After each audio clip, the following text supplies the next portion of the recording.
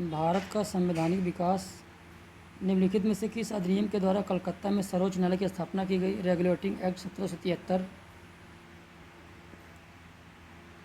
भारतीय शासन व्यवस्था में प्रतिनिधि एवं लोकप्रिय घटक को समाविष्ट करने का प्रथम प्रयास किस अधिनियम के द्वारा किया गया? भारतीय परिषद अधिनियम 1861। निम्नलिखित में से किस अधिनियम के अंतर्गत भारतीय विधान परिषद को बजट पर चर्चा करने की शक्ति प्राप्त हुई? भारतीय परिषद अधिनियम 1892।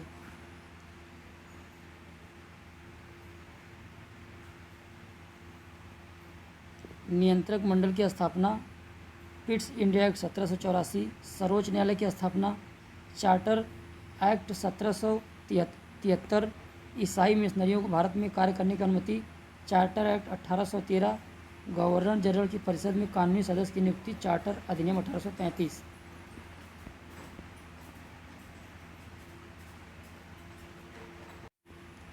किस अधिनियम के द्वारा केंद्र में द्विसदनीय विधायिका बनाई गई?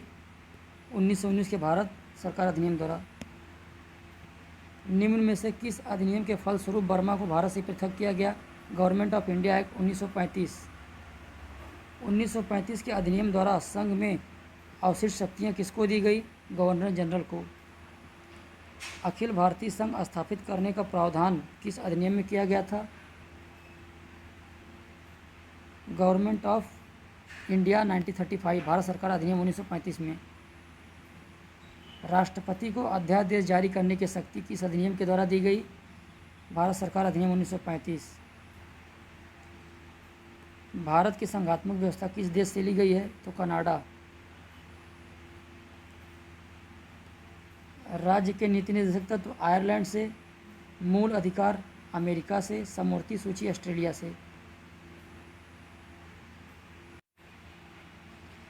भारत राज्यों का संघ है, यह कनाडा से लिया गया है।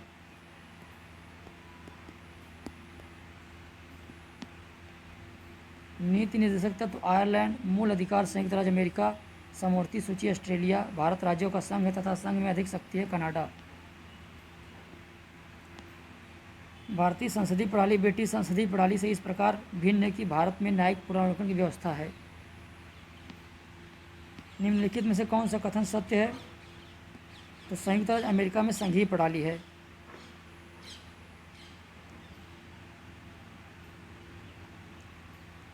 भारतीय संविधान की नीति मौलिक अधिकार कहाँ से लिया गया? तो संयुक्त राज्य अमेरिका से।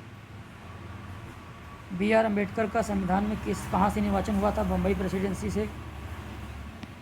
डॉक्टर भीमराव अम्बेडकर का जन्म और मृत्यु कब हुआ? 1891 में जन्म, 1956 में मृत्यु हुई। निम्नलिखित में से कौन अगस्त 1946 में गठित प्रथम अंतरिम सरकार के सदस्य नहीं थे? तो डॉक्टर राजेंद्र प्रसाद थे, सरदार वल्लभ भाई पटेल, सी राजगोपालाचारी, जगजीवन राम, ये सब थे।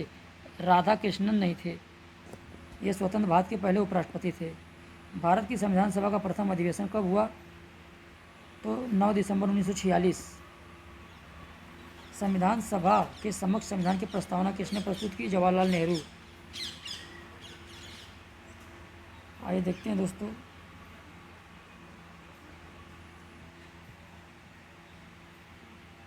संविधान सभा के पहले उपाध्यक्ष H.C. मुखर्जी, प्रारूप समिति के मूलतः एकमात्र कांग्रेसी सदस्य K.M. मुंशी, राजस्थान की रियासतों का प्रतिनिधित्व करने वाले संविधान सभा के सदस्य V.T. कृष्णामाचारी, संघ संविधान समिति के अध्यक्ष जवाहरलाल नेहरू।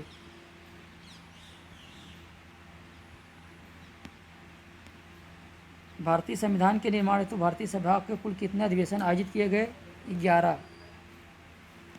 संविधान सभा में सदस्यों का निर्वाचन कैसे हुआ? तो प्रांतीय विधानसभा के सदस्यों द्वारा। संविधान सभा के कानूनी सलाहकार थे B.N. राव।